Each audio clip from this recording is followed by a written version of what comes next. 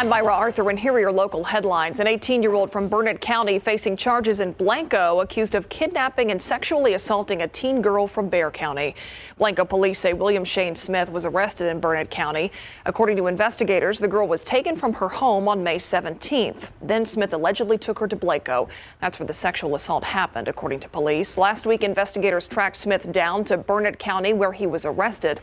He's been charged with aggravated kidnapping and aggravated sexual assault of a child. Smith is awaiting extradition back to Blanco.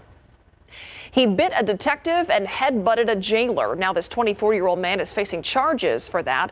On July 2nd, San Antonio police officers found Jasmine Carthens in the breezeway of an apartment complex on Fredericksburg Road near Medical Drive. Carthens claimed he was assaulted by 3 men he met on a dating app. He says he left his purse at the apartment and went back to get it. One of the men in the apartment told police when they refused to let Carthens inside because of his erratic behavior, he broke a window and kicked in the front door.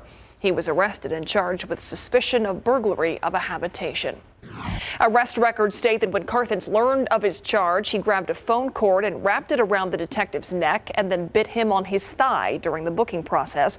Carthens also reportedly head-butted a jailer and also again bit that detective. He now faces 2 counts of assault on a public servant, retaliation and harassment of a public servant in addition to the original charge. His total bail set at $150,000. The detective was treated for his injuries. Texas state legislators touring a temporary shelter for migrants today in Carrizo Springs. Unlike the overcrowded Border Patrol facilities that were shown in images from a recent government report, the Carrizo Springs facility is under the U.S. Department of Health and Human Services. It's meant to hold teen boys and girls after they leave those Border Patrol facilities, while the government finds a sponsor for them in the U.S. Though San Antonio area state representatives Diego Bernal and Leo Pacheco did not report anything like what we saw from the Border Patrol facilities, they were critical of how the government is handling these young migrants. May not be like Tornillo and other Border Patrol areas that are worse. Regardless if this is Disneyland, they still can't leave anywhere. The environment itself, it shouldn't last this long. They can do it in a much shorter period of time. There are still kids being separated from close family members. Like you can have a 19-year-old brother and a 10-year-old sister that will be separated. There's a better way to do this.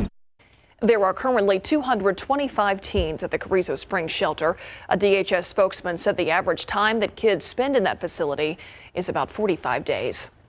That's all for now. You can find the latest headlines on our website at ksat.com. Be sure to follow us on Twitter and like us on Facebook. Thanks for joining us.